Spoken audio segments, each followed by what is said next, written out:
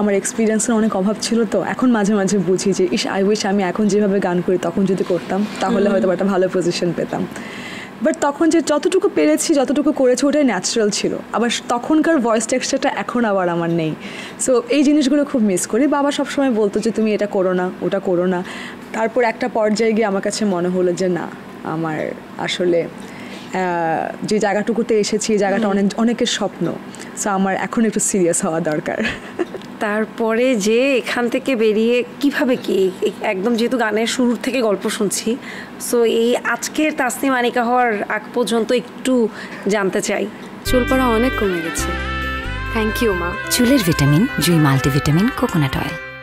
শুনো, আমি যখন পাওয়ার ভয়েস থেকে বের হই 2013 সালে, তখনও আমি মিউজিককে প্রফেশন হিসাবে নিইনি। আমি তখনও জানতাম যে আমি আসলে পড়াশোনা করব, আমার গ্র্যাজুয়েশন শেষ হবে, আমি কোথাও একটা চাকরি। বাধাটা এলো কখন ফ্যামিলি থেকে? কখন? পাওয়ার ভয়েস থাকাকালীন যখন আমি টপ ফাইনালিস্টে চলে আসি, আমার যখন সেমিস্টার গ্যাপ হয়ে যায়, তখন যখন ক্যাম্পে ছিলাম তখন হাফ অ্যান আওয়ারের জন্য আমাদেরকে সিমটা দেওয়া হতো, তখন আমরা পরিবারের সাথে কথা বলার জন্য। তো আমি ওই সিমটাকে নিয়ে ফ্যামিলির সাথে কথা বলতাম। তো ওই 30 মিনিটস যে আমি কথা বলতাম, 30 মিনিটস আমাকে বকাবকি করতো যে কেন তুমি ওখানে গেছো, তুমি জানো না ওখানে যাওয়া যাবে না, এরকম হয় না, এরকম সেরকম, এই সেই, মানে কে না কে বাবা মাদেরকে তো বুঝে, তারা ইমোশনাল হয় যে বাইরের কথা শোনে।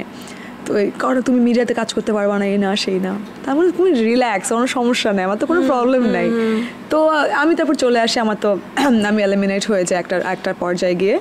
তারপরে আমি চলে আসি। ইভেন জানো, যেদিন আমি এলিমিনেট হই, আমার এখনও স্মৃতিটা মনে আছে।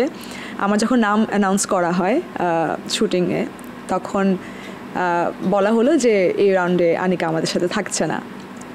30 মিনিটস সবাই কান্না করেছিল, এভরিওয়ান। কতজন পর্যন্ত ছিলে? কতজনের পর্যন্ত? তখন আমি তখনও পর্যন্ত টপ 10 ফাইনালিস্ট ছিলাম। আমি সম্ভবত টপ 8-এ গিয়ে আমি এলিমিনেট হই। হ্যাঁ, টপ 8। বিশাল একটা ব্যাপার। কিন্তু আনিকা, যে কথাগুলো বলছিলে যে না বাহির থেকে কিছু একটা বাবা মাকে বলেছে এবং তুমি বলছো না আমি ঠিক আছি, কিন্তু অনেক রিয়েলিটি শোতে কিন্তু এই কমপ্লেইনগুলো আসে, স্পেশালি মেয়েদের ক্ষেত্রেই আসে, যে বিভিন্ন বাজে অভিজ্ঞতার সম্মুখীন হতে হয়। এখন নেওয়া না নেওয়া ব্যক্তির উপর ডিপেন্ড করে। তোমাকে কি এরকম বাজে কোনো প্রস্তাব বা ঘটনার সম্মুখীন হতে হয়েছিল? বিশ্বাস করো, এটা হয়তোবা অনেকের কাছে শুনতে অবাক লাগবে, কখনোই না। আমি জানি না কেন, আমি অনেকের কাছে না, এখনো তো আজ অবধি যে এমনও কিন্তু আছে যে স্টেজ শো করার জন্য কিন্তু এরকম গান পাওয়ার জন্য প্রযোজকদের সাথে, সঙ্গীত প্রযোজকদের সাথে। আমি মেবি হয়তোবা অনেক লাকি হতে পারি, কেন যেন আমার সাথে এই ধরনের কোনো ঘটনা কখনোই ঘটেনি। এবং এটা সবাই খুব আশ্চর্য হয় যে কি বলিস বা কি বলো, এরকম কখনো কোনো কিছু ফেস করেনি। আমি কেন জন্য ফেস করিনি?